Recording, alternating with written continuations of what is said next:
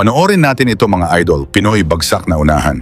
Sa laban sa Japan, akala nila tapos na, bumawi si Kabayan, tulog ang kanilang champion.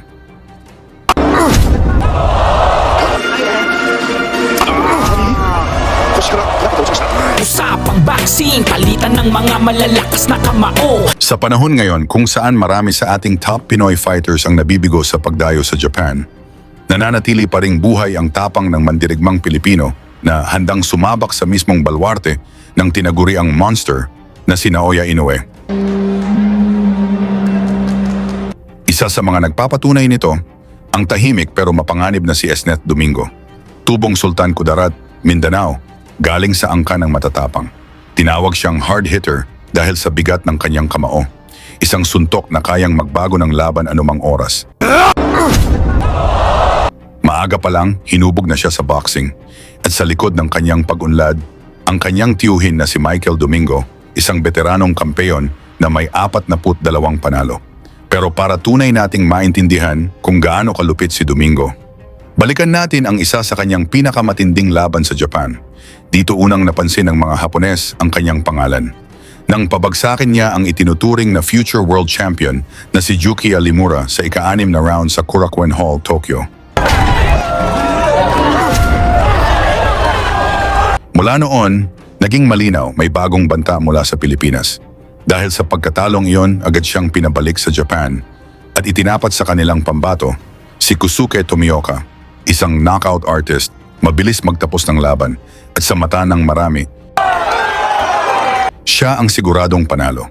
Pero sa gabing iyon, nagkamali sila.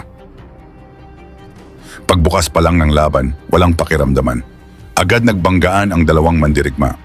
Suot ni Domingo ang berdeng trunks. Si Tomioka naman ay dilaw.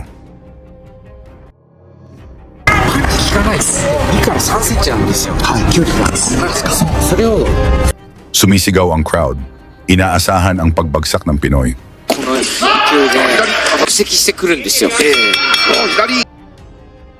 どこから切り崩してくるのか。第2ラウンド、右ジャブから左ボディへ測って赤いグローブ。富岡ここまで Maaga pa lang, tinamaan na ang Pinoy ng sunod-sunod na kombinasyon. Halatang naalog, pero hindi umatras. Sa halip, sinagot niya ang bawat suntok. はいいいとこ出てるんじゃないかなと思います。そしてここぞというところで突き刺す初の警護勝ち。リム中央さらに左、一気に火をつけましたね。そうですね、これはいいですね。外からドミンゴ効きましたよ。足は止まっています。でも前に出る。そこに左ストレート、下から突き上げる。ダメージは大事なんですよ。多分きっとここから先は折れるかもしれないっていう見ながら攻めてくるから怖くないですよね。試合にしもさせない富岡、もうなし狙ってくる。でもボディ打ちから左アッパー、さらにテンプルのあたり、どう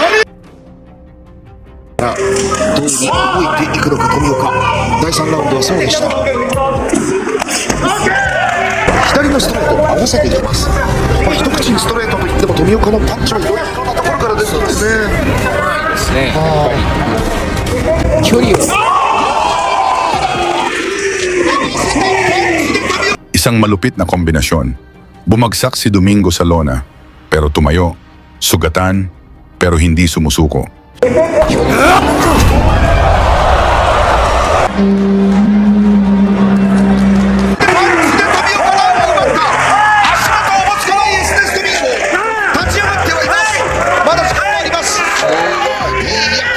Naamoy ni Tomioka ang pagkakataon.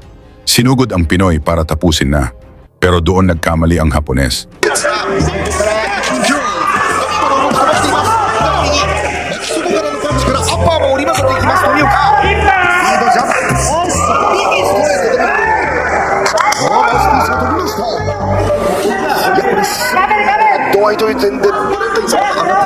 上がりましたね。やばいね。でも富岡がすごい。一つ。自分もね、前に走らないのに自分の距離をキープしながら向き合って。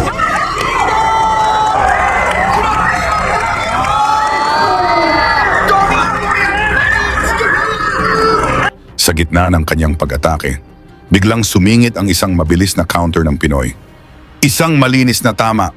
Bumagsak si Tomioka. Sinubukan niyang tumayo, pero halatang ubos na.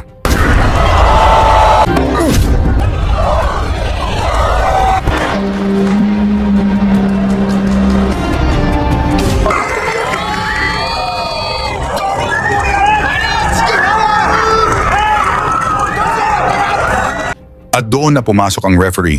Itinigil ang laban sa ika-4 na round. Isang shocking knockout victory para kay Esneth Domingo.